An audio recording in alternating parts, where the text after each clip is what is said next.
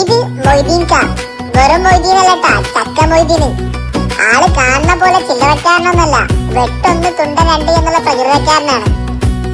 പിന്നെ നമ്മുടെ ബീരാൻക. ഇത് പ്രത്യേകം പരിചയപ്പെടുത്തി തരേണ്ട ആവശ്യമൊന്നുമില്ലല്ലോ. വെറും ബീരാനല്ലട്ടാ, ചൊറിയൻ ബീരാൻ. ഇപ്പൊ ചക്കക്കച്ചവടായിട്ട് നടക്കുകയാണ്. പണ്ടിവര് വലിയ ചങ്ങാതിമാരായിരുന്നു. അന്നെന്തോ ചെറിയ പ്രശ്നത്തിന്റെ പേരിൽ രണ്ടാളും തമ്മിൽ പിരിഞ്ഞതാ. പിന്നെ എവിടെ കണ്ടു കഴിഞ്ഞാലും കീരിയും പാമ്പും പോലാണ്. അന്നൊരുമിച്ചുണ്ടായിരുന്ന ചക്കക്കച്ചവടം അവിടെ വെച്ച് അവര് നിർത്തി. ഇപ്പൊ മൊയ്തീൻകാക്കും ബീരാൻകാക്കും സ്വന്തമായിട്ടുള്ള ചക്കക്കച്ചവടം. എന്തായാലും നമുക്ക് ബാക്കി കണ്ടോക്കാം. ഓനടുത്തേക്ക് പോകണ്ട, നിങ്ങൾ എല്ലാരും നമ്മുടെ അടുത്തേക്ക് പോരും. നമ്മളെ നല്ല മൊഞ്ചുള്ള ചക്കനട്ടെ. നല്ല മൊഞ്ച് മാത്രം ഉണ്ടായിട്ട് കാര്യമില്ല മക്കളെ, മധുരമുള്ള ചക്കമാണ്. എങ്ങോട്ട് പോകുന്നോളി നിങ്ങള്. നമ്മുടെ ചക്ക നല്ല പൈത്ത ചക്ക, പൈത്ത ചക്ക. പടച്ചോന് ഒരു ചക്ക വാങ്ങാൻ നോക്കുമ്പോ ആകെ എട്ടങ്ങാറായാലോ. ഇപ്പൊ എങ്ങോട്ടാ പോവാ? നിങ്ങൾ രണ്ടാളും വലിയ ഭർത്താനൊന്നും പറയണ്ട, ആദ്യം ഇതിന്റെ വില പറയും.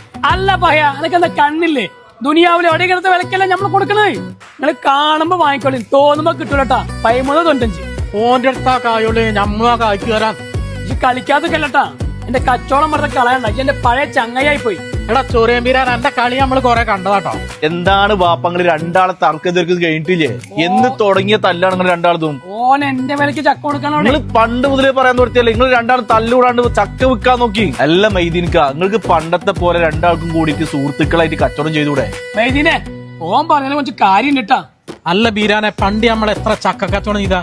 മക്കള് പറഞ്ഞിട്ട് വേണം അപ്പൊ ഇതൊക്കെ മനസ്സിലാവാം. ബീരാനെ, പണ്ടത്തെ പോലെ ഇനി നമ്മളെ ഒന്നാണ്. അതെ, നമ്മൾ രണ്ടാളിന് ചക്ക കച്ചവടമായിട്ട് നെക്സ്റ്റ്